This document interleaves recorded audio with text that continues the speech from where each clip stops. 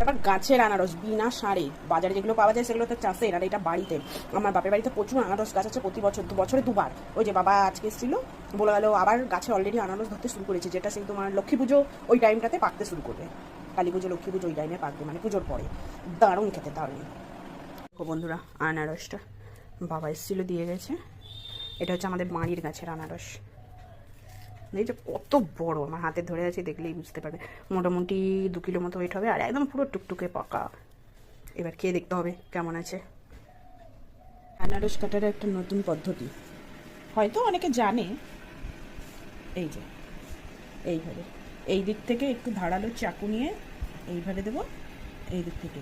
আর আনারসটাকে নিয়ে এসছে বাবাই, আমার দাদু আনারসটা নিয়ে এসছে। দাদুদের গাছে হয়েছে এইরকম বিগ সাইজের একটা আনারস। এই যে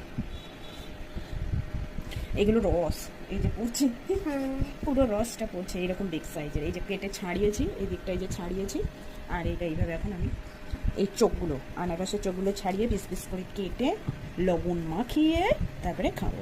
এই যে এইভাবে প্রত্যেকটা চোখকে একটা একটা করে কাটতে গেলে প্রচুর টাইম নষ্ট হবে।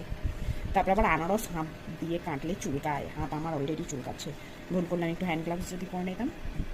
যেমন এই চোখে চোখ কাটার সময় ইয়ে করে নিই। আর এইটুকু আছে রসের বীজ, একটা পুচু মতো, একদম সেই পুচু মতো।